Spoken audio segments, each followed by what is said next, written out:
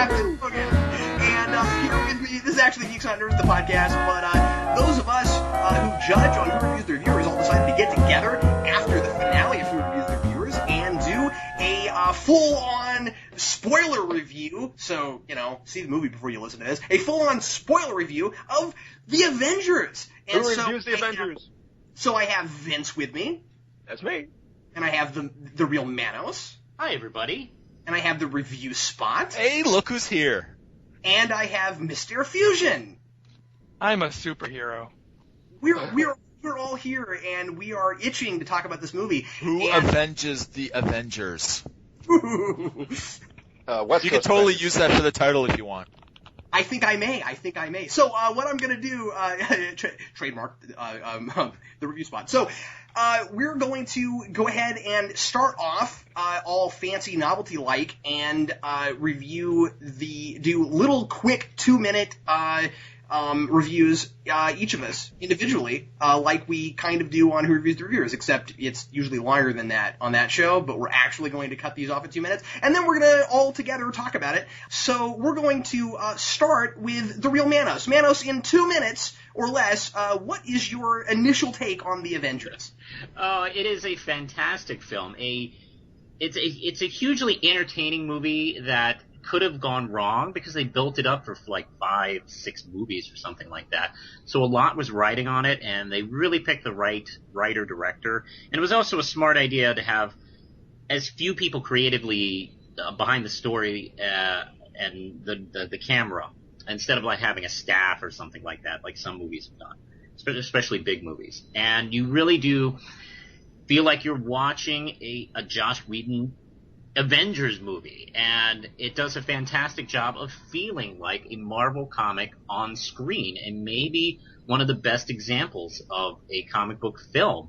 And all the performances are right there, and I'm just deeply impressed with it. It was so fun, and I gotta tell you, it's been a long time since I've seen a big, fun movie with a crowd, and I can't even remember the last time. I mean, so many movies, especially so many comic book movies, have been so dark, and just to have one that's just fun and let's beat people up and save the world, I loved it a lot. And a quick funny story: a coworker of mine, who will remain nameless, doesn't watch movies, but came up to me on Saturday and asked if I had seen the Avengers yet. Awesome. You mean like people who do averages? Yes. It's not a movie about math guys, right? I watched The Dividers, but I didn't watch the Averagers. I've been laughing about that since Saturday. Oh. Wow. I tweeted about that, and one of my followers on Twitter, Rich, tweeted back asking, "Is the Avengers as good as the Credibles?" That's pretty cool. Mr. Fusion, what were your thoughts on the Avengers?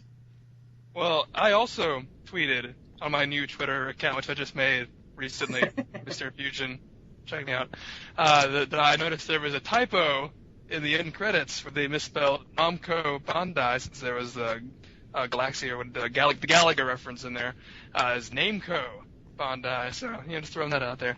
But in all seriousness, though, I did enjoy this movie. It wasn't, this doesn't sound really bad for my nerd credit, but I actually hadn't been planning on seeing it, or at least not right away. It might have been like a video thing, home video thing for me. My girlfriend did drag me out to this after she had made me watch most of the movies leading up to this. I'd really only seen Iron Man and Captain America on my own initiative beforehand. So I've seen all of them except for Incredible Hulk, and I think that might be it. Where was I going with this? Yeah, it really does feel like a Joss Whedon movie. I think he was the perfect choice to get for this, since he's been on record as saying several times that he likes to do stories about unconventional family units, people who come together to become families, and that really is at the core of what the Avengers is about. Is these superheroes and some superheroes and some not quite powered heroes coming together to form a family and having to deal with the conflicts of that, which of course has been the build up over the past several movies of making a superhero team up movie like this. And I think it was a perfect choice to do that. And like Manos said, I think it was a lot of fun. It was fun, but it didn't feel overly stupid either. It did have a point to it. It did have an emotional core to it, and I thought it was fun and funny, and I enjoyed getting to see these characters interact. And I, as I was saying before we even started recording this, I do sort of have a hesitancy of bringing in superhero team ups that I think it can be a little bit. It strains my credibility at times, but here it totally worked for me, and so I enjoyed this a lot more than I expected to. Review spot.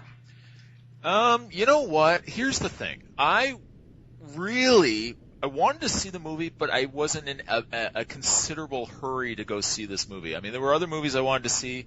I really want to see Batman. Really want to see Amazing Spider-Man. Avengers kind of sat at the back of that list. And actually, funny enough story. Well, it's not even close to being as funny as Average. The Avengers. I was gonna say I can't remember it. Yeah, the Avengers. But my girlfriend at the time actually called me and said, "Do you want to go see this movie Avengers? I'll pay." And I mean, I'm like, okay, Avengers, and you're paying. Why am I not going? So I did go, and I mean, it was cute actually. At one point, she had said she looked over at me. When they're in the jet, I think they're in the jet about to land on the helicarrier or whatever they call it, and she looks over at me and she says, "Is that Captain America?" And I thought, you know what, you're really cute. But I mean, but at least she didn't say, "Is that Batman?" If she did, I would have just told her to leave. But I mean, the thing is, the thing with this movie, I was really worried walking into this movie that it was going to be a very single character heavy movie where it was like, okay, we're going to get a lot of time spent with Iron Man, we're going to get a lot of time spent with Captain America, and everybody else is just going to be kind of sprinkled around. And I did find there was a lot of focus on some characters over others, but I mean, it was a lot better than what I thought it was, and I really thought everyone got a lot of airtime to them. And the ones that really didn't get a lot of airtime, like Thor, it was justified. Like, it made sense why he wasn't, like, in the picture and he wasn't in every single scene and everything. I thought it was a very action-packed movie. I found there was a couple of slow points to it, but, I mean, by the time it really got into gear near the last third of the movie, I mean, there wasn't really a point. I don't even think my eyes blinked. I think it was that scene in Clockwork Orange where some guy was dropping drops of water in my eyes.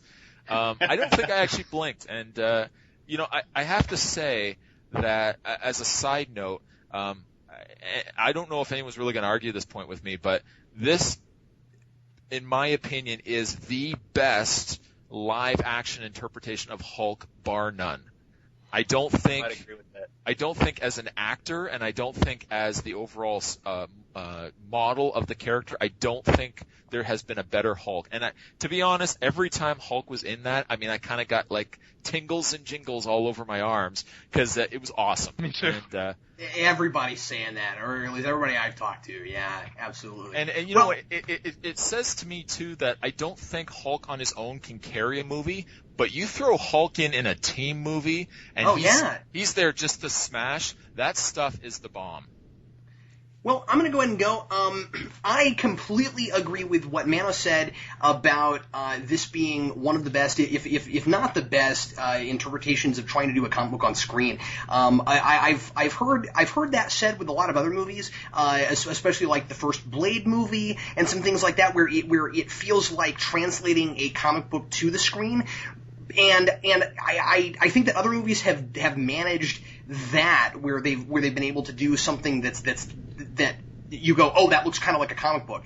This was the only time I have ever sat in a theater and had to keep reminding myself I wasn't reading a comic book rather than watching a movie. I agree. Which was such a weird experience because I'm sure some people will be like, well, that's weird. You're actually watching a movie. I'm like, yeah, but the thing about it is the storytelling is comic book storytelling. through and through. And that's why you get somebody like Joss Whedon, because he's, written a lot of comic books, and he knows how to do these team kinds of things.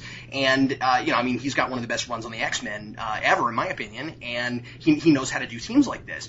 I feel like I was completely wrong about Whedon when Vince and I and another guy did a video a couple years ago when we first heard that he was going to be directing the movie, where I wasn't real sure if he was the guy for it just because he's never directed anything this big, and boy was I wrong.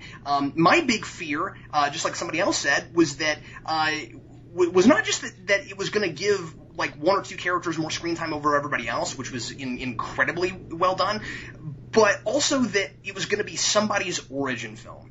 Like we were going to focus really hard on like the beginning of Hawkeye, because he's barely introduced in Iron Man 2, so it's going to be like not Iron Man 2, in Thor. So it's gonna all be kind of Hawkeye's movie because of that, and it wasn't, and yet everybody got the right amount of screen time, and it actually, I've heard some other people say this, and I agree with it too. It actually made me like some of the other movies better. Thor was a better movie because of this, and I think Iron Man 2 even was a little bit of a better movie because of this. Vince. Yeah. Go ahead. I would like to say that I enjoyed this movie quite a lot. I was not excited for this movie because everybody that I was walking into for the last 2 months have been saying, "Are you excited for the Avengers? You like comics?" And I was saying, well, it's not the only comic book movie that's come out, and I wasn't excited for every single comic book movie, so stop presuming. But I wasn't super excited, mainly because I think it's Joss Whedon's style is starting to become a little unpalatable to me. His style of dialogue. It's not that it's bad, it's that I'm kind of used to it, and it's not my thing so much right now, and a little oversaturated for me. Not necessarily in all of pop culture, but in the things that I've been looking at a lot lately. So I did enjoy the Avengers. I thought that the Hulk was handled extremely well. I thought that all the character arcs were balanced extremely well, and I was thoroughly pleased by everybody's performance, especially by Mark Ruffalo. I have a few nitpicks here and there, but it was a good movie. All right. Well, now we're going to open up the floor to anybody who wants to open up a specific topic of conversation. Remember that this is a complete spoiler review, which means you can talk about anything you want to whatsoever. Cough, Thanos, cough. And we're going to go ahead and kind of, what I want to do is kind of round robin this, where I'll just pick a person and you kind of start off a topic of conversation. Any bit you want to start off, and then we'll all kind of talk about it. So, Vince, give us something, anything you want to start rolling with. Did anybody else find the? I'm going to say this. I'm going to preface it. I always think it's a little weird when the heroes come together. They always have one of two things that happen. Everybody has no real qualm with each other, and they're just, we are here to battle an evil, or they're all kind of juvenile and they're at each other's throats for no real reason. Did anybody else feel that there was a little bit of that juvenile thing going on? Well, yeah, it's a Marvel comic. That's what Marvel comics do. I mean, they're classic for that, even more than DC is. Our heroes meet for the first time, fight, and then go, oh, I guess you're an okay guy, and then fight the real evil. I think it had the perfect balance of that, where most of the team kind of got together on fairly good terms, actually. And there was that bit with the three mains of the Avengers getting in a battle, Iron Man and Captain America versus Thor. But there was some actual real tension there, because they were both after the same thing. They were both after Loki. Yeah, there was a specific reason for it. It wasn't just, wow, you're a guy in a costume that looks really powerful. I better fight you for a minute until I find out you're a good guy. Like we're all trying to, like you said, we're all trying to get to the same thing, and we're afraid that if Thor goes after Loki, then bad things are going to happen. Like, that's really, yeah. So yeah, because who knows what he's going to do? I mean, because they hadn't seen Thor since he'd last been on Earth, so he was fairly unpredictable as far as what he was going to do. And would it be bad if he killed him? So they had to clamp that down. They knew they couldn't get their hands on the Tesseract without. That's right. That's right. So there was it felt like a real reason for that fight, and also I do feel like there's. What's that? I do feel like there's a good reason for these people to come together I think that opening fight was handled really well. You know, Thor comes in, he has this presumption that he's a god, so he gets to do whatever he does, which, to some extent breaks his, the lesson that he learned in the first movie, the Thor movie, which, he's a god, so he can do what he wants to do, so he's just gonna tear and take Loki and go. But he does demonstrate that he's learned something about how to handle things as a king rather than just, I'm better than you because I'm a god, because he takes Loki and he sets him down and says, okay, now we have to talk about this thing before we really fight about it. Yeah. I really enjoyed that. Oh, sorry. Yeah, so that's, I think the fight scene was handled really well. It makes sense to me that, Iron Man is characterized as a guy who's, kind of juvenile, and Thor is a guy who's on the road from becoming, or from having been one of those type of people, and Captain America comes in and doesn't really fight anybody. There's just this big shield hammer collision, and, they all kind of look around and go, huh, well, I guess that ends that. So, And how can you not love, you want me to put the hammer down? See, I thought it was clever, and I thought it was kind of cool. But and it's not just the opening fight, but they get in and they start bickering with each other, and Thor is, you know, completely reversing, like he's talking down to everybody. Granted, I guess he's been with the gods for I don't know how long, between Thor and this movie. But it just kind of annoyed me a little bit that Thor was giving in so much to bickering with everybody. And it seemed to me like everybody was kind of just like Iron Man was egging everybody on, and nobody had the ability to suck it up and say, I'm not going to let you get to me. Well, it didn't seem that juvenile to me. It felt, for the most part, they seemed fairly well motivated as to why they would be acting the way they are. It's like, yeah, you talk about Bruce Banner, he's certainly not terribly trusted by everybody else, and these things are going on. The only part where it felt kind of like almost stretched the bounds of believability was the fight with Iron Man and Thor. I thought that was like, well, we have better things to do at this moment. It didn't quite get there with me. I still found it kind of, I still found that it didn't quite overstay its welcome, but there were a few points I was going, okay, we should probably be focused on Loki right now and stop just fighting for the sake of fighting, but it didn't quite get there. I thought it worked pretty well. At the point that they were all the hardest at each other's throats, I got the impression that Loki had somewhat of a hand in that scepter was kind of affecting them. Maybe. In that room. Possibly. And so I think that had something to do with that scene. That would be evidenced by Bruce Banner walking back and holding picking up the scepter during it. Yeah, exactly. So. Yeah, and it was glowing really hard, and then they all kind of looked at it, and I sort of liked that they just that Whedon just wrote that and didn't have somebody, you know, come out and say, "Oh, the scepter is affecting all of us." It's like Ghostbusters 2. You know what I mean? Yeah, everybody keeps saying that. That's what my wife said. She was like, "Hey, it's Ghostbusters 2." But yeah, I like how it was subtle. I never thought about that. Like, it was subtle. Like, it may be that affecting them, or maybe they're just all mad at each other under the pressure. Because, I mean, there's a lot of pressure going on. And as far as, like, Thor unlearning his lesson, you know, this was a really personal... this was really personal for him. You know, he has to come back after all that mess in the first movie with Loki. And it was super, super hard to come back, by the way. Yeah, I mean, so I can. And it's his responsibility more than it is anybody else's. Yeah, so I can imagine him reverting. You know, you I don't know. You think of yourself as a god for thousands of years, and you have one lesson that teaches you a little humility. I don't know if you're going to be completely different after that. I think in Thor's case, he'll have to relearn that lesson a few times, actually. 'Cause that's one of the reasons I thought the Thor movie was not quite as good as some people were saying it was, because the lesson seemed kind of simple and shoddy to me, and I'm like, I don't really feel like we actually saw him learn a lesson I don't feel like we actually saw him take a journey that would actually have him learn a lesson other than, well, looks like I need to learn how to pick up my hammer, as opposed to, well, this is what I need to do to be a well-rounded person. I totally agree on that. Although I in this movie, I agree with what you're saying in Thor, but this in terms of this movie, I don't think Thor was backsliding as much as what Manos and Captain Logan are saying. He just this is his problem, and therefore he doesn't feel the need to become a part of this other team to deal with it. It's his. He's taking responsibility, and he doesn't have a need to join the Avengers at first. You know, it's something to support what Manos said, how this is a lesson that he needs to relearn several times. When he can't make the hammer come back to him and he walks over to it and he gets nervous before he picks it up. Oh, yeah. I thought that was a really neat scene. God, there were so many cool little small character moments like that. Yeah.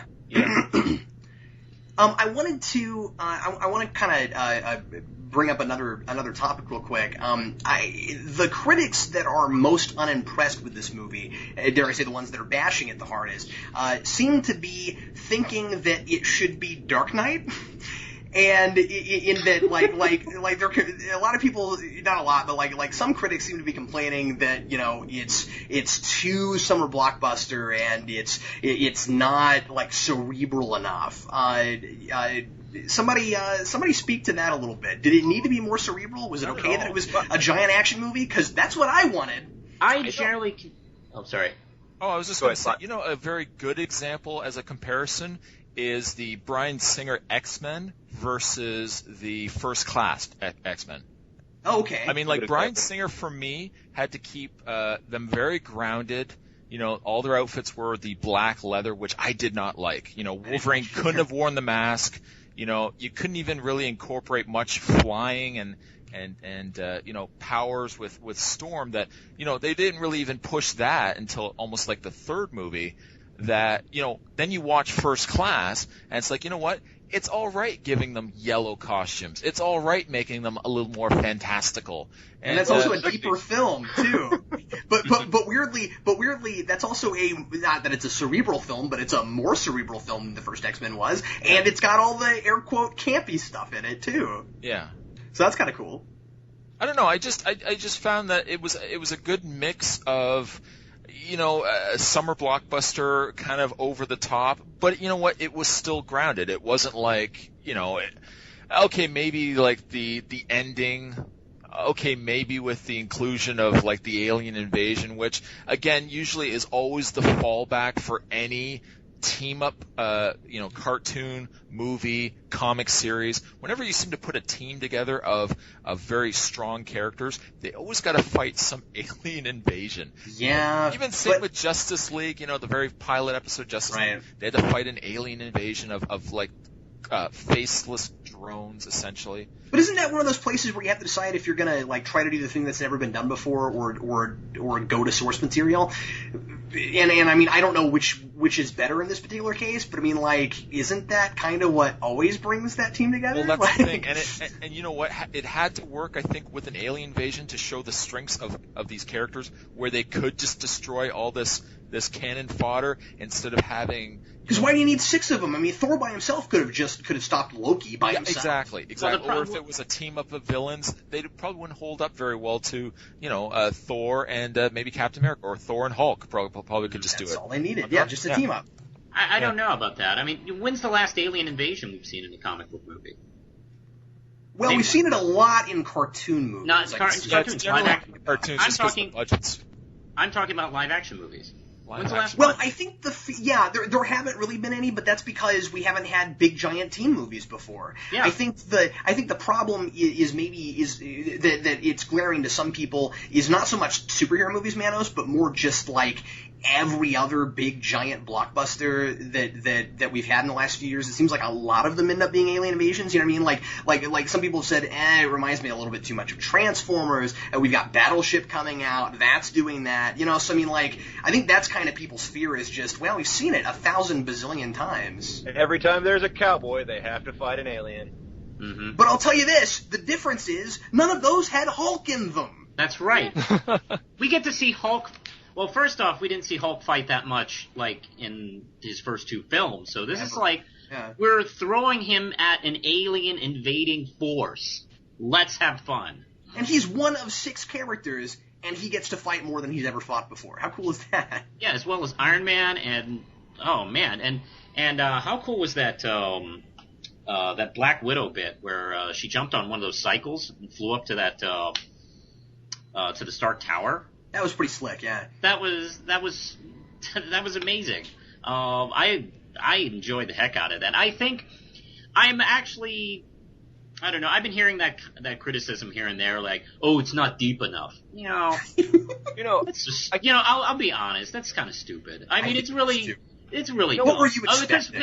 Because it's like, that's not the movie they were making. They weren't making a movie to, shine a light on the dark, centers of our souls.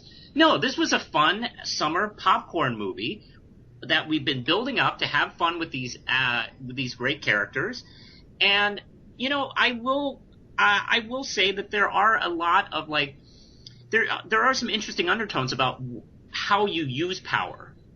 Like, when they're talking about how Loki is going to use his power, but in the same respect, S.H.I.E.L.D. is using that same power, and they have their own agendas. Yeah, thematically, the film the underlying themes seem to be power and freedom and how those work together or don't work together. Yeah, but there's nothing wrong with doing a film that is mainly there to entertain and have fun. I mean, the crowd I saw it with loved every second of it. Yeah, as long as it all makes sense and nothing is glaringly, wait, what just happened? Yeah. Like Ang Lee's Hulk. Mm-hmm. And it seems silly to criticize a movie for not choosing to do something. I agree with you. Yeah. It's like saying, oh, the Avengers movie, it didn't have any musical numbers. Well, see, where was Elvis? I wanted to see Elvis. They didn't want to make a musical, so they didn't have musical numbers. It's entirely a taste issue. You're saying, I don't like giant summer blockbusters, and then you're angry because somebody made a giant summer blockbuster. That would be like... I kind of think that people are thinking that it's a little too tongue-in-cheek for what it is. Like people are saying it's a little too summer blockbuster, but that's mainly because it's a little jokier than they expected this major action movie to be. But big major summer action movies usually are jokey.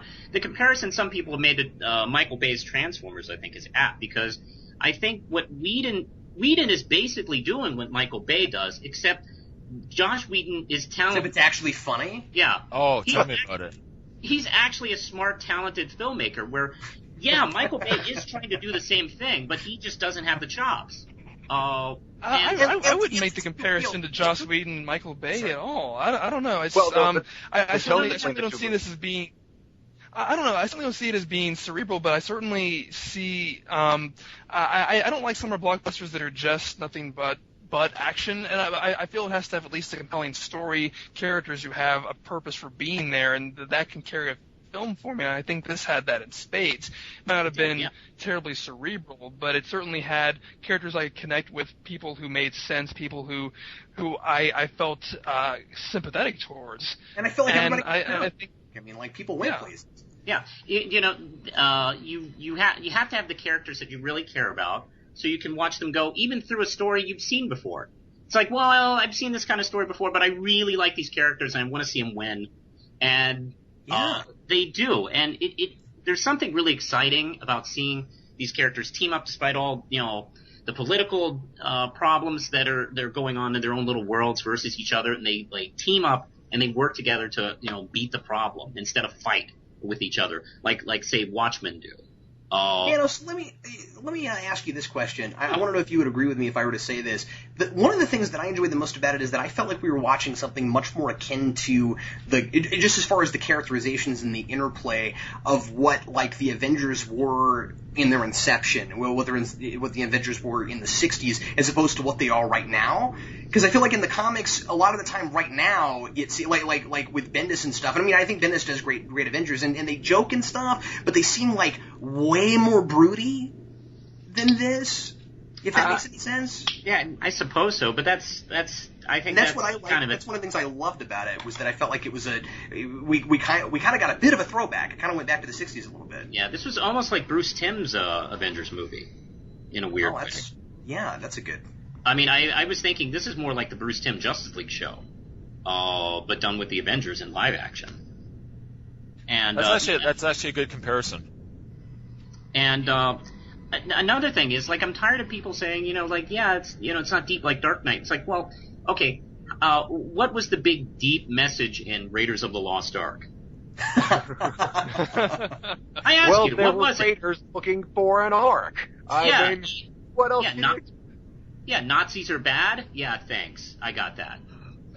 it's the same point of Schindler's List. What are you talking about, man? That's exactly it. Yeah, let's compare those two movies. Like, oh man, Raiders wasn't nowhere near as good because, it didn't have any dark message. Yeah, Well, it's not designed to be that film. So, there you go. How do you guys feel about Loki? Let's just talk about the villain for a few minutes. Was it a bad idea to use the same villain from Thor? What do you guys think? I was okay with it. I mean, it's very much so the first Avengers comic in many ways.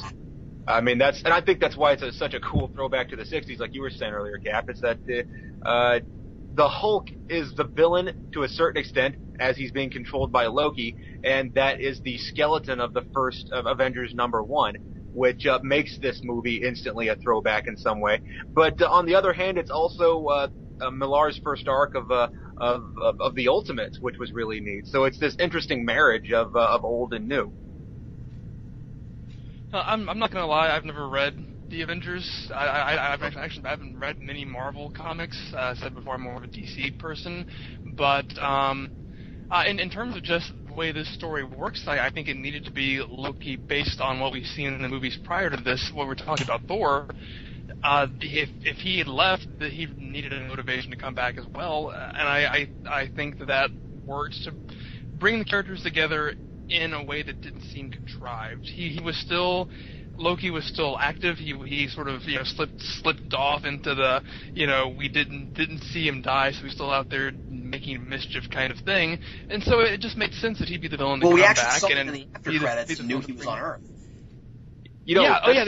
That's right. That's right. At the end of Thor, when he's in that Easter egg, when he's controlling that doctor, it kind of makes me sad. I feel like they retconned that, and that doesn't exist because he doesn't actually reach Earth and then have the ability to control anybody, as I thought it turned out in Avengers, until he's gone through the Tesseract portal. Oh, that's a great point. Yeah, where it was like he was pretending to be that guy, but then here it was just like he'd already taken over several people. Yeah. And it looks like they were planning on doing this regardless of whether or not the Doctor was able to do it. And I would believe that the Doctor has the ability to do it regardless of Loki's influence. I just found it kind of strange that that Easter egg was suddenly gone, and it was a little sad to me. Not necessarily bad. I don't care that much. I just kind of went, I stayed to the end of that movie so I could see that. And those Easter eggs, yeah, I was disappointed with it too, Vince. And I was disappointed with a different one. I didn't even think of that one. I'm glad you mentioned that, because the same thing happened with the Easter egg in Incredible Hulk. These Easter eggs all exist to bring all these movies together so that we know that they're all in the same continuity. But at least 2 out of the 5 don't even work anymore, because the one at the end of Incredible Hulk is Tony Stark walking up to General Ross saying, "We're putting a team together." And at the time that he would have done that, he wasn't even going to be a part of the team yet. Oh, yeah. That doesn't even make any sense. And by the way, why is General Ross, as far as I could tell, works for S.H.I.E.L.D. Why would Tony Stark be going to him to say, "We're putting a team together," when it's S.H.I.E.L.D. putting the team together, and he works for them? That didn't even make any sense. I didn't think that General Ross worked for S.H.I.E.L.D., but I could see him working for S.H.I.E.L.D. S.H.I.E.L.D. gets mentioned a few times in that movie, and so I don't know why that is if he doesn't actually work directly with them, but... I would assume there's some sort of association between the U.S. government and S.H.I.E.L.D. Yeah, well, there is, but yeah. Well, anyway, we're not talking about Incredible Hulk. I just wanted to throw that out there because you're right. This movie actually contradicted some of those things, and it's not a problem with this movie. It's just that they didn't they were doing things that it turns out that they actually shouldn't have probably done. Yeah, I'd say it's a credit to the movie to let's make a good movie and ignore certain things that came in the past that weren't really that important. I mean, it's like the entire character of Bruce Banner, really. Yeah, it's like the Ultimate Universe did with Ultimate Marvel Team Up. They just started ignoring crap that came out in Ultimate Marvel Team Up just so that they could make some other stories. Mm-hmm. Well, we're watching something interesting, actually. This is the kind of stuff we always talk about with comics, where the continuity working with past comics with the current storylines or new series or something like that. Now what's interesting is we're seeing that in film form. And it's never been done before. It's never been done before. I mean, the closest thing I can think of to compare the structure of the Avengers movie is House of Frankenstein.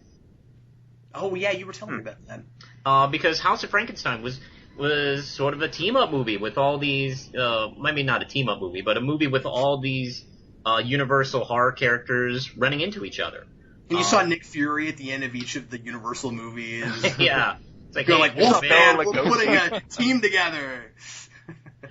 So, I mean, that's the closest thing I can kind of compare, like, the structure of this, actually, in Hollywood, actually.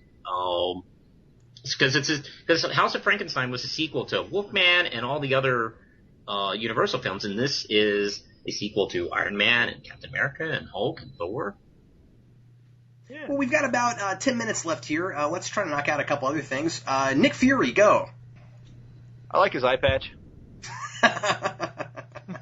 I thought that Nick Fury finally getting a bunch of screen time felt like a real character here, because every other point it seems like different writers are constantly writing him, so he feels like nearly a different character every time he pops in. I mean, yeah, he's supposed to be kind of a badass, but other than that, you know what I mean? Like, and so here he comes in and he seems like pretty much the same character all the way through. Although I would say that his very first line of dialogue seemed like way over Nick Fury's head, like he would never say anything like that. When he says something like I don't remember what exactly it was, but he had the phrase like we'll let the Earth keep on spinning for now, and I was like, that doesn't sound like something you would say. Not the same guy who later on says, well, since it's a stupid ass decision, and which was awesome, by the way. But I felt like finally we had a Nick Fury who could be entirely Sam Jackson and yet totally seemed competent and felt like he could lead this whole giant organization. Yeah, I would agree. That's what I think. You're right, and he also had moments of subtlety and humanity instead of always just being the cool guy who shows up for 2 seconds. Yes. You know, I like how he's also humane but manipulative. Those guards were in the locker, and he's like, well. I love that. I love that. He's manipulating the whole thing because he's going to make weapons and he's not telling anybody.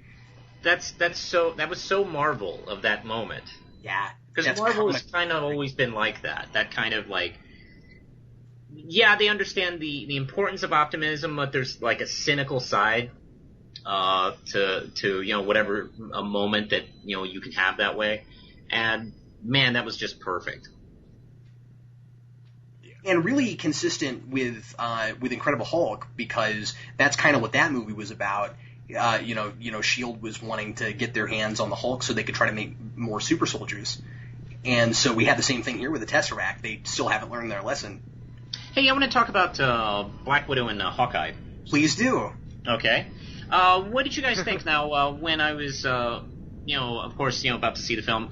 I heard, like, some early reviewers talk about how they didn't get enough screen time, and I think, first off, I think Black Widow has a lot of screen time. I think she's very important to the film. And Hawkeye, yeah, he kind of comes in halfway, but, you know, it's kind of forgivable because, you know, he's the guy who doesn't have a film. And that was a great nod to his his origin in the comics.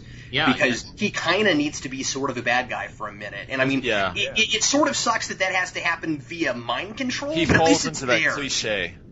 Mm-hmm. Yeah, at you least always it's take one there. character and you got to have him manipulated, and there's another character to that team that has invested interest that tries to, you know, get them to snap out of it, as it were. So that exactly. That seemed kind of like, okay, we've seen that before, but I guess you couldn't really do much to keep Hawkeye out of it without making it look like he's just been forgotten in the movie. Yeah. It'll be totally forgivable for me as long as they don't do what they did to Cyclops and do it to him 3 times. Yeah. Oh, no. Well, also, it gave in terms. Oh, sorry. In terms of that, those are 2 characters that I was not familiar with at all. Again, not being a big Marvel fan. And my introduction to her was in Iron Man 2. And all I could think of, I was bored every time she was there in Iron Man 2. I was wondering what she was doing in this movie. I didn't think she was have very any purpose to me. Yeah, and so coming into this movie, I was a bit cautious, but I think they brought her back to me. I enjoyed her much better here than I did in that movie, where she just simply seemed to exist to promote this movie. Well, I loved that. Did. Well, I loved her interrogation scene of Loki. Yes. You know, Yeah. That was I'd like so, to talk about that. Because you really That thought was- she was getting out of character, and you're like, what are they doing with her? She's now losing all credibility, and then you're like, oh, okay, never mind. Go ahead, Vince. You know, I do think that Scarlett Johansson is a good actress, and she's very pretty, and she's just not an action star, really. I mean, she kind of strikes me as the type of person who is cast because she's pretty, not because she's good for the part. Does that make all sense? actresses are pretty. Well, Kathy I mean, Bates. come on. Kathy Even the Bates ones is a that are supposed to beautiful. be ugly or still pretty. But and I'm not saying that's a problem. I don't care that she's pretty. Black Widow's supposed to be a knockout. I'm just saying is that she doesn't seem like an action star to me. I don't necessarily believe that she can engage an entire room of assailants. And and when she does, I'm like, wow, I can really tell that that's her stunt double because I just do not believe that Scarlett Johansson can do that. You know, it didn't bug me as much as you, Vince, but I can totally see why you'd say that. And I think for me, it's one of those things where I'm like, this script is really working, so I'm not really thinking about what's actually happening on screen. But I think you're probably right. I feel like she was cast as a crowd pleaser type of thing because people, it's like Ben Affleck in Daredevil. He's cast because he's serviceable, not because he's good for the role. Except that I like him better in that role than I do her as Black Widow. My problem with Scarlett Johansson as Black Widow, as it always has been, is, well, and don't laugh, I kind of like that movie, but the problem with Scarlett Johansson is simply just that she won't fake a Russian accent. And, you know, in Iron Man 2, it wasn't that big of a deal because it was sort of like, okay, your last name is Romanoff, we're not going to make that big of a deal out of whether or not you're actually from Russia, really. But then here, we get that whole background. She really is from Russia, and I'm like, okay, Whedon isn't even going to attempt to explain this because whatever he says will sound totally outlandish. You know, I just assumed she was a good enough spy that she could fake the accent, and if she wants to divorce herself completely from being Russian, why would she ever use a Russian accent? Yeah. Well, and that's also, a good point. Yeah, sure. And also, Okay. isn't the Black Widow in the comics like almost 80 years old now? Well, so is everybody, aren't they? Yeah, well, she's supposed to be really old, like Nick Fury, actually. Oh, yeah. Now, Well, if she, but she's the one chick on the team, so they're not going to make her 80. well, no. Well, I forgot why. That's she's one pretty immortal, grandma. But she hasn't aged. She hasn't aged. Because I remember there's an X-Men comic that refers to that. Oh, really? So she looks that young, but she's actually 80? She was a kid during World War II. There's an X-Men comic that talks about Wolverine and Captain America rescuing her during World War II. What's the explanation for how she's so... How come Captain America has to be trapped in ice, then? How come he can't just be like, yeah, I'm 80, but I look awesome. I'm a super soldier, whatever. They had different things happen to them. Widow had super I see. powers. I think she had the Infinity Serum injected to her or something. Please, anybody watching this, if you know the reason, please comment. Okay, see, I thought you were going to say they just never explained it. No, they explained it. Black Widow is not a character I know anything about, except she's Russian, and she's a spy, and she's, Gorgeous. really attractive, so Yeah. they use the whole Black Widow thing. Yeah. Well, Maybe the Russians did something not entirely dissimilar to what they did to Winter Soldier. Yeah. Oh, yeah. And well, anyway, she was so well written, and that it's so funny because that scene, we should have realized with Loki was kind of set up with that earlier scene when she's introduced by when she's tied in the chair, they're going to push her over, and she's scared. What a great introduction. Don't you wish that had been her real introduction instead of Iron Man 2? Well, I Yes. don't know yet, so. I don't know. I was kind of Yes, annoyed yes, with yes, the yes. introduction. But that Why were goes you annoyed by it? Because, well, first of all, I think it would have been a little bit better had it not been Scarlett Johansson because, and I'm sitting there, whatever. You don't know it. Yeah, whatever.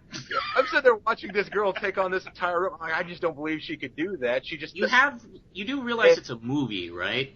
Oh, Like none of these guys can actually beat up an alien force. well, no, that's the thing is that you're supposed to cast somebody who can make you believe that. I believe Ruffalo is a guy who can explode. I have seen movies where George McFly is a dangerous threat. So I'm not I don't. saying that it wasn't But not to serviceable. a I'm just 40 saying degree. it wasn't. It didn't amaze me, especially with Agent Coulson sitting on the other line of the phone, like eating an ice cream cone or whatever he's doing, just kind of waiting for it to happen. And I'm like, First of all, I'm completely removed from this situation because I don't feel like she's strong enough to take on the threat, and yet everybody believes she is in the movie, so I'm supposed to believe it. That's kind of like saying you should believe that this guy's 80 feet tall, despite the fact that he is the same height as everybody else in the movie, just because everybody else in the movie says he's 80 feet tall. Make sense? He's a friendly guy because everybody says he's friendly, but really he does rude things throughout the entire movie. Wow, I don't know, Vince. I think you're going to be kind of in the minority on that. But I mean, I can see what you're saying. I would have never thought of it on my own. Like, I would have never thought of that. Hey, Spot, you've been kind of quiet. Do you have any topics you want to bring up before we wrap this up? I have a couple of topics, but I know I'm totally going to be in the minority by saying this. Well, that's okay. Vince is doing it.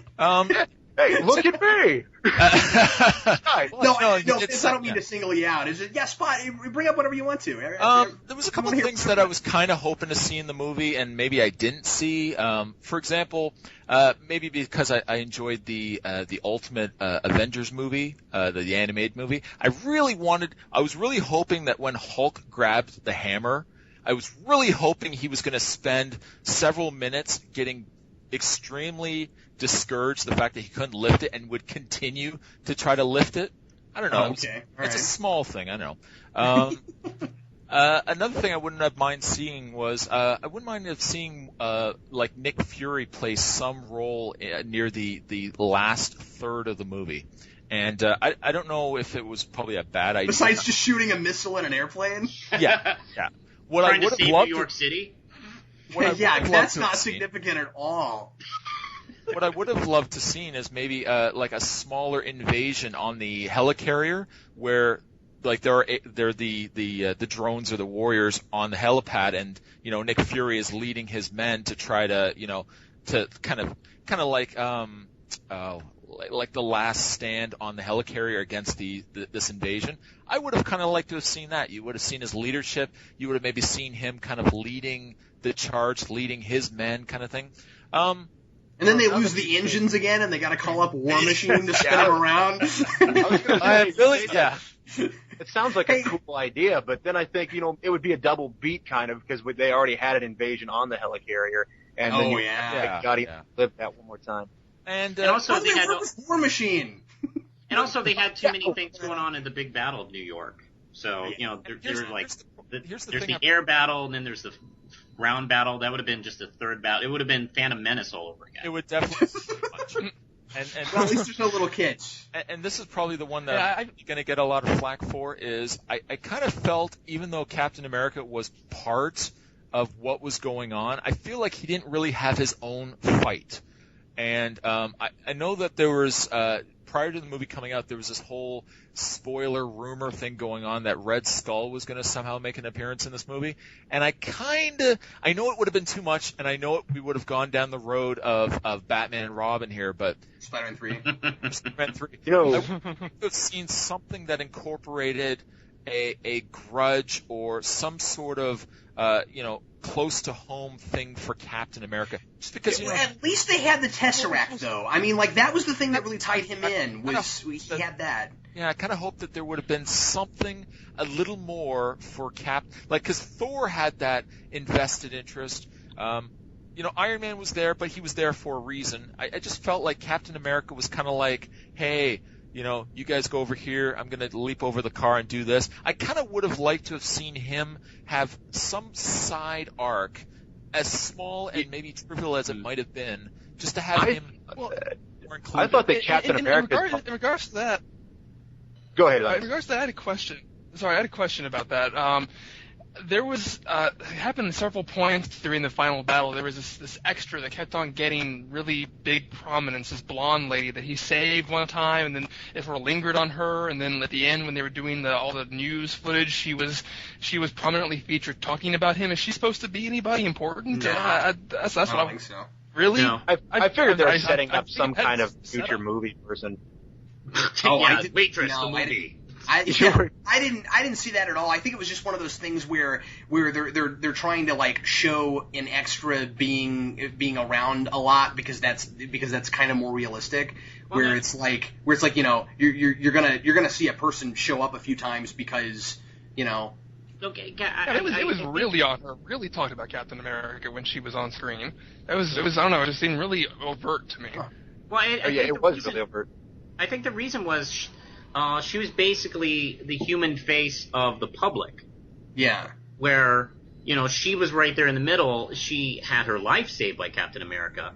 And then, of course, she's, one of the many people that, go on TV say, oh my God, these people saved my life. Thank you, And you kind of had to have that because you got all these people who don't know who Captain America is because nobody reads history, and so they have no idea who that is. Well, why should we listen to you? Maybe because I'm Captain America, stupid people. Yeah. Well, I think it's also to give kind of a human face to what's at stake here. Unlike like the Teen Titans cartoon, I never saw anybody live in that city, but they're always like trying to save it. That's hilarious. That's good. Did you ever see anybody like run in a crowd scene at all in that show? It was just the Teen Titans and the villains, and they live in the city, and that's it. I refuse to watch that show anyway, so. To address something that Review Spot said earlier, Captain America's personal arc, I kind of thought was that, first of all, he's a soldier, so right now he's used to serving his country. He's used to being told what to do and thinking on the fly as a leader at the same time. So it makes sense that he would just do what S.H.I.E.L.D. has to say. And it also, the minor character arc that I thought he had was him trying to rectify or trying to exercise that instinct at the same time as dealing with somebody who is as unruly as Iron Man is. So, agreed. And yeah. I thought, yeah, and completely polar opposite of him in every way. So he steps into a situation where he's dealing with a bunch of soldiers, and then he's put into a leadership position at the front of a bunch of civilians, and then he has to say, well, these guys haven't had the journey that most of us who decided to volunteer had. So he's like, this is a guy who thinks that he can handle anything, and what is it when you really get down to the grindstone? So I think Iron Man's realization of his potential is almost the same thing as Captain America's succeeding in his. So, yeah. Vince, you're out of line. I'm only. I'm out of line. Hey, you're making too much sense. We don't like that. Well, No, we're you about. know what? Now that you've described it that way, it makes sense. And I know by me saying he needed an extra arc, I would have been the first person to say, oh my God, they just bogged this movie down with just too much stuff. Yeah, Spot, you sound like a kid like opening his Christmas presents and you didn't quite get what you wanted. You know what I mean? Like it was close, but it wasn't exactly what you were hoping for. It's like you got a Batman figure, but it wasn't the Batman figure you wanted. Or I'm basically like the guy that has all this money at his disposal and I can make any type of movie I want, so I throw everything in it and it's not very good. Oh wait, yeah, there's already a guy like that. Yeah, he's like, how come we didn't get an Infinity Gauntlet this time? That's not fair. We gotta wait for it? What? Actually, that's something I wanted to talk about. I don't know how much time we have left, but no. Well, we're already about 5 minutes past what we were gonna do, but I did want to open up for a couple minutes just for anything we didn't mention. Thanos. Anyway, I'm sorry. Go ahead. Actually, I just want to talk about what everyone's thoughts were on the reveal at the end. Honestly, I was more excited about it than I was the whole movie. Yeah, shawarma sounds delicious. No, not the shawarma part. Is that what we're talking about? I thought that was what we were talking about. No, Thanos. The thing that was so super cool about Thanos, besides the fact that Thanos is my second favorite villain in the Marvel Universe and he looked amazing, is that it's the first time that we've had a stinger that actually is completely tied to something set up in the first 3 minutes of the movie, and that was what was so cool about it to me, is that Thanos is actually present the entire film. You just don't know it until the end. How freaking cool was that? Yeah. Now, do you think, though, he's a suitable villain for, like, the Avengers versus maybe some of the other villains they could have chose? Yeah, because he's my favorite, and because Infinity Gauntlet is a fantastic, fantastic arc, and the Avengers, seeing the Avengers go through Infinity Gauntlet instead of, like, the entire Marvel Universe is a fantastic idea. The only reason why I ask, because I want to play devil's advocate here, the only reason why I ask is, at what point does it become too fantastical in a sequel? What do you mean? Well, like, a good example for me is the Rise of Silver Surfer. The idea that they couldn't incorporate Galactus because it was too fantastical, so they downplayed him to a cloud. Like, okay, well, that's how why... fantastical can you make Thanos in a sequel and still keep it somewhat grounded? That's okay, just what I want to know. Here's the thing. It doesn't have to be grounded. I mean, like, we've already had... Okay, look. What's so funny about this is that I was talking about Galactus when I saw Thanos because I felt like that was my comeuppance for Galactus. I was like, look, they showed Thanos. He looks exactly like he does in the comics. You can do stuff like this on the screen. The thing about Galactus was the Fantastic Four movies were all like, oh, we can't do it because it looks too silly on the screen. But then the Marvel Studios films are like, oh no, we're gonna make Loki's horns as big as they've ever been. You know what I mean? Like they're not scared of things like this. No. And what was so exciting about Thanos, besides the fact that he's got his trademark smile, he looks exactly like he does in the comics, and then there's and then the line is to court death. So you know they're actually going to use the personification of death. They're going to go all the way. Not necessarily. It could have just been a clever reference. I doubt it, Vince. I'm going to be very surprised if they don't actually go all the way. You know, since they went all the way with Loki. They went all the way with Loki. Yeah, I wouldn't necessarily be not surprised if they. I wouldn't be surprised if they didn't. I wouldn't be the other way. So I would be a little disappointed because I feel like they've already kind of promised it to us. Because I think they used, and unless I'm remembering this wrong, they did use Thanos in the Ultimate Fantastic Four stuff. And since there's such a big interest in the Ultimate Universe, I wouldn't necessarily be surprised if they just managed to mold the that arc of Ultimate FF and that arc of the Ultimates together and make them the movie continuity.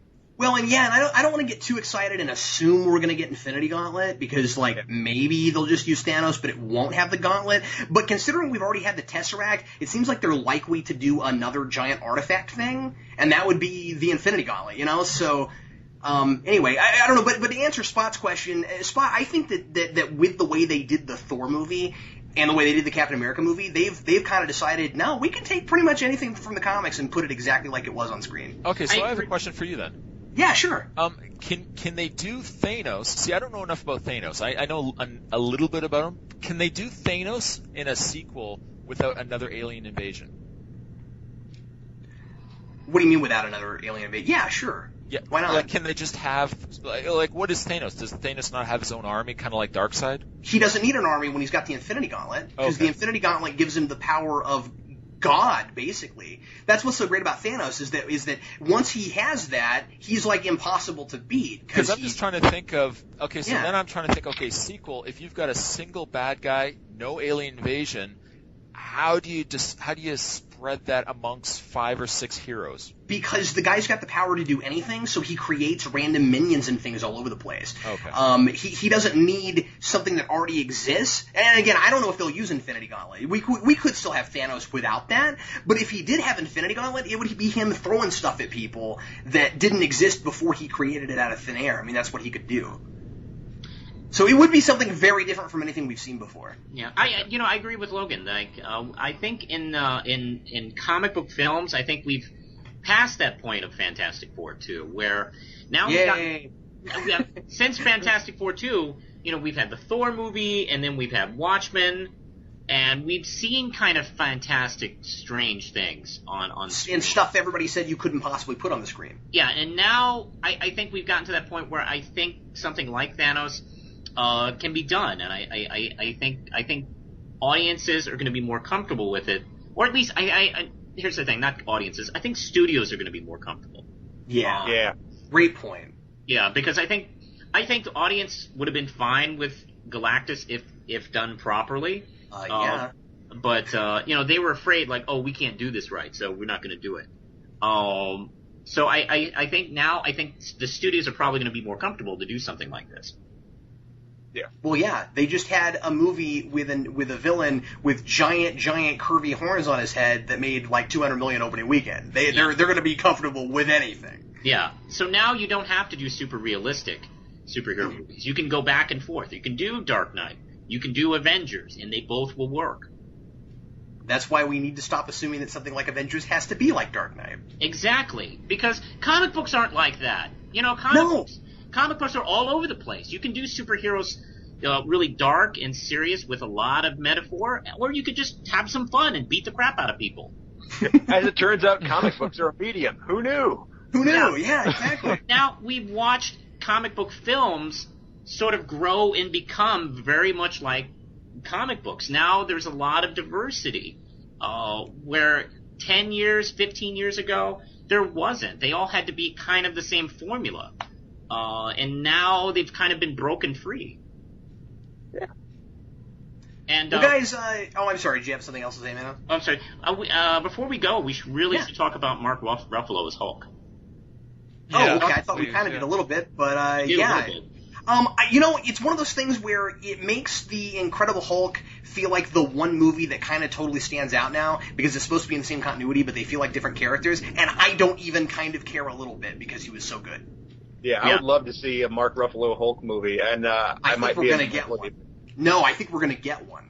We are. I mean, that's all that people are. A lot of people are talking about that. I mean, he's apparently signed on for 4, hasn't he? Oh. Yeah. Yeah. Well, because the thing is, he has a multi-deal contract. The Hulk. Yeah.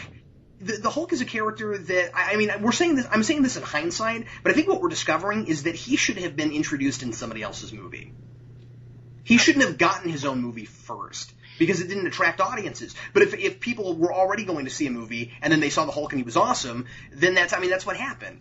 Well, let me tell you, the Hulk, the original green Hulk smash Hulk is kind of difficult to do. I mean, he's got the Superman syndrome. I mean, why do you think people? Well, actually, he's worse than Superman, I think, because he really doesn't have. There's even less you can do with the Hulk. But I remember when Peter David talked about when he got the assignment to do Hulk in the 80s. It was the job nobody wanted at Marvel. Nobody wanted to write the Hulk because there was nowhere to go with him. He's too one note most of the time. Yeah, why do you think when David went with it, he went in all sorts of directions with the Hulk? And so now we have 2 movies, and it's it's kind of the same thing. And the TV show, when you really think about it, the Bill Bixby Hulk show, it was kind of The Fugitive, but they just had the Hulk show up 5-10 minutes in every episode. And it was the same thing every episode. So we have smaller doses of the Hulk. So I think this is the first time they've used caption motion with the Hulk. Motion capture. Thank you. Right. Where Ruffalo actually played the Hulk instead of just them cartooning it. And, Ang Lee played the Hulk. No, they did motion capture in Incredible Hulk, but they didn't use the same actor. Okay. And they did motion capture Hulk, but Ang Lee was the one that did it. Oh, okay. Well, that makes some sense. But it's funny. I don't know. The character just did seem more, more in touch with what was going on, more oddly beast-like, at the same time a little more human. And he kind of had a little bit of Mark Ruffalo actually in his face. Yeah.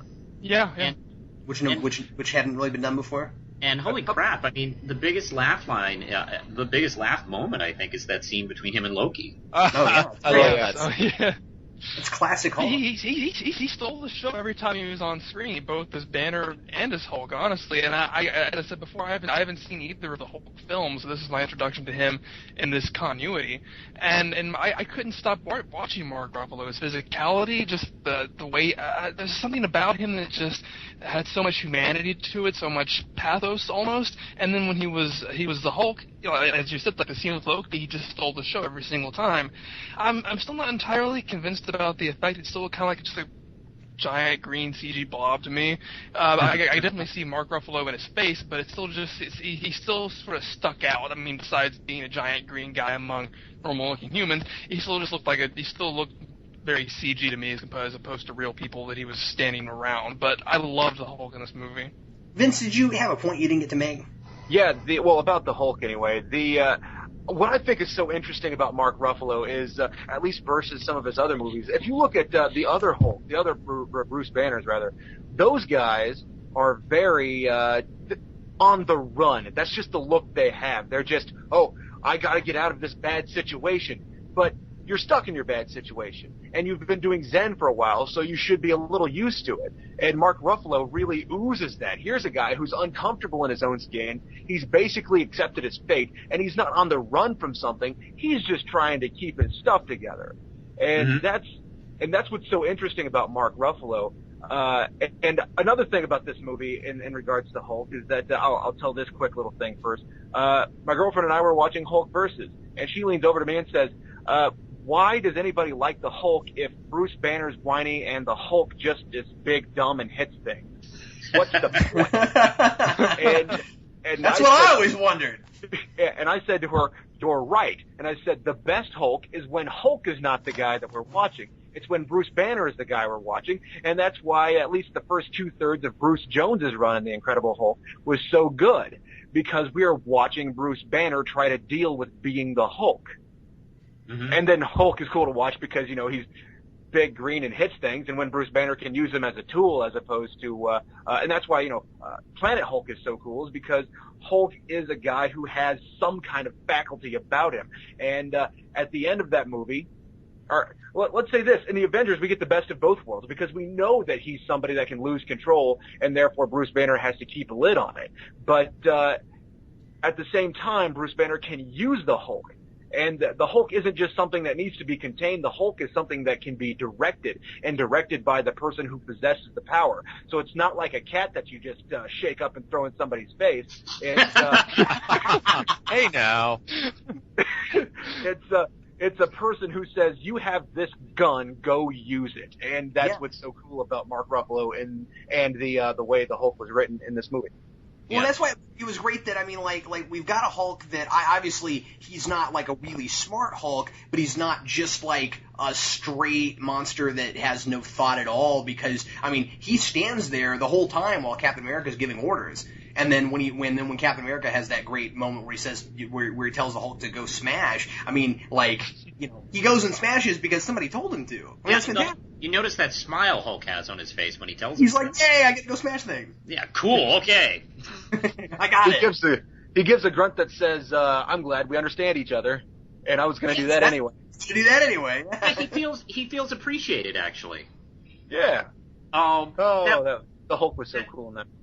Yeah, I watched actually earlier today a review by the guy who plays the nostalgia critic, and he had something really interesting about Ruffalo's version of the Hulk, where Banner actually, where he plays Banner as if he's been this guy who's just been through hell, and he's just still emotionally shook up by it, and he's still a shell from his former self, and he's still holding on, and there's a lot of vulnerability in that, and I thought that was a really good observation on that.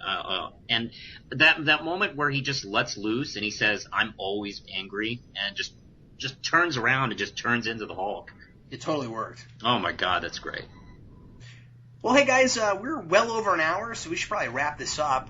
Is there any huge, giant, glaring thing that we completely missed that we can talk about for a minute and a half? The dinner scene. Shawarma. Which I actually missed. Oh. Go back and see it. I watched the credits and then I thought, okay, here it comes. Here comes the Easter egg. Saw the thing with Thanos, and I'm like, okay, we're good. Let's go. And I'm thinking, and then as we're driving away, I'm like, wait a minute, there were still more credits. Like, damn it! Yeah, I tried to tell everybody after I saw it, because I went to an early showing on Tuesday, and I tried to tell everybody on Twitter and stuff, like, okay, be sure to stay all the way through. And then I had some people later who were like, you made me sit through a whole credit scene just to watch them eat fast food for 25 seconds. I was like, yes, I did. It was hilarious. I feel sorry for anybody who doesn't get the point of that. I think it's great, yeah. It's hilarious. It was very cerebral. It was highly music. And then they cut right before the innards of Thor's sandwich falls out. We will never know. It's compelling stuff, man. Well, hey guys, thanks a lot for joining us on this podcast. I had a good time. Since this is Who Reviews the Reviewers, we should probably all vote somebody off really quick. Go ahead, Manos. Vote somebody off. Let's see. I think Lance should go. Oh man, no, it's me from the movie. You have to vote from the movie. From that guy from that extra from Scene 34, he was terrible. I didn't believe he was scared at all. Spot, who do you want to vote off? I want to vote off Stan Lee because I want to be a jerk about it. His cameo was disappointing. I liked his cameo. Did you? Yeah. All right. His cameo's okay, not as significant as past ones though. What I'm kind of hoping for more. I think that was the problem. what I'm starting to think is really funny, that's another present that Spot opened and he didn't get what he wanted. I'm starting to wonder if, like, any of Stan Lee's cameos in the same continuity are the same guy. No. I'm wondering that too. They're all the male name. Well, in Iron Man, he's Hugh Hefner and then Larry King. Right. Hey Vince, who do you vote off? Scarlett Johansson.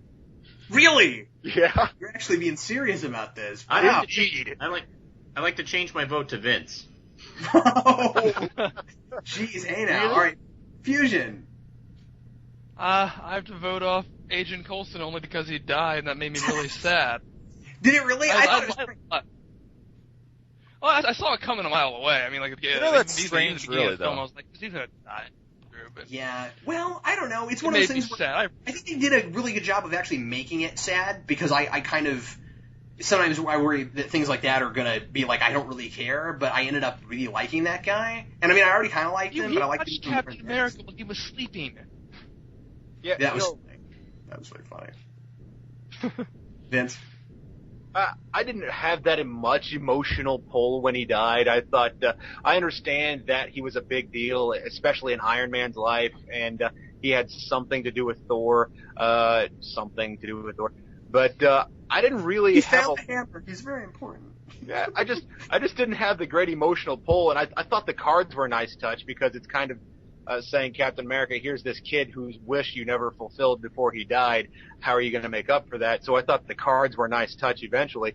But because of the cards and because of some of the more tongue-in-cheek aspects of the character, I just didn't really care that much when he died. It wasn't something like if and I'm not saying they should have killed Nick Fury, but if Nick Fury died, I would have cared. If Captain America died, I would have cared. But Agent Coulson, I was like, He was the only expendable person who could die, and you got to remember it's a Joss Whedon film, so he's going to kill somebody off. Yeah, and he would have broke up some couple too if there was actually a love interest in this film, but we didn't have that, so nobody broke up. I thought his death scene was terrific. I just thought, his actual character stuff leading up to it was kind of insignificant. Yeah, that's fair. I'm going to vote off the Chitauri. Because I thought they were for not being the thing that they couldn't have been even if I'd wanted them to be. Yeah, well, but they were really generic looking, and I don't know.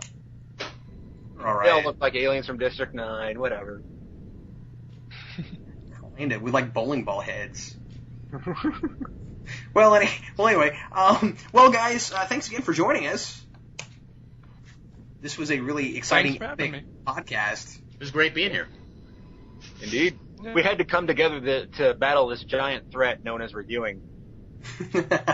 Yes, but did we succeed? Only Thanos can tell. Yeah, we'll have to wait until the next Avengers movie so we can see what happens with Thanos and whether or not he thinks that we did a good enough job battling reviewing. Yes.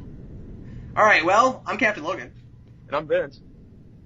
And there's some other guys here. We're just guests. We wiped our feet. Mistare Fusion, I'm here. And I'm the Real Manos. And I'm some guy who had wrong opinions in this review. You did not have wrong opinions. Oh, I'm going on a high note. We didn't know. I never said your opinions were wrong. I said that you opened Christmas presents and you didn't get what you wanted. I'm kind of there with you, Spot, on some of that stuff. So. Yeah, me too. I'm going to call all of that things I never would have thought of, but now that you mention it, I might have to, Let's just call the whole thing shenanigans. Shenanigans. Tomato, let's call the whole thing off. Yeah.